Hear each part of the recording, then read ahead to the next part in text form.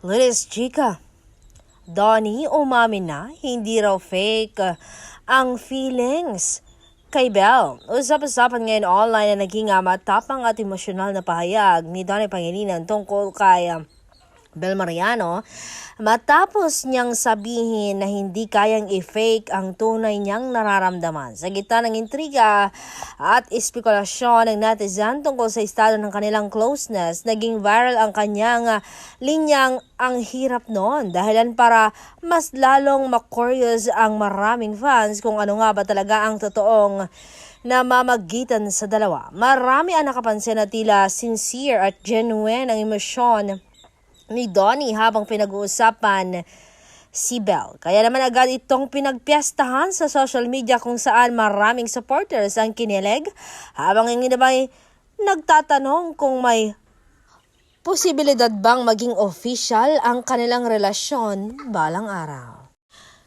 May mga netizens pang nag-comment ng ramdam mo yung sincerity niya. Hindi ganyan magsalita kung walang totoong feelings. Bagay talaga sila. Sana endgame na. Pero syempre, hindi rin nawala mga nagsasabing baka close friendship lang talaga ito na binibigyan ng mali siya online. Gayunpaman, mas lalong lumalalim ang interes ng publiko dahil sa natural na chemistry at sweet interaction nilang dalawa na madalas napapansin ng fans habang wala pang direktang pag-amin tungkol sa tunay na status nila. Marami ang umaasang mas maging malinaw ang lahat sa mga susunod na araw. Kaya ngayon isang malaking tanong bumabagabag sa fans. Totoo bang may espesyal nang namamagitan kina Donnie at Belle o isa lang malalim na friendship na sobrang kinikilig ang netizens? Ikaw, naniniwala ka bang hindi kayang i-fake ni Donnie ang feelings niya kay Belle?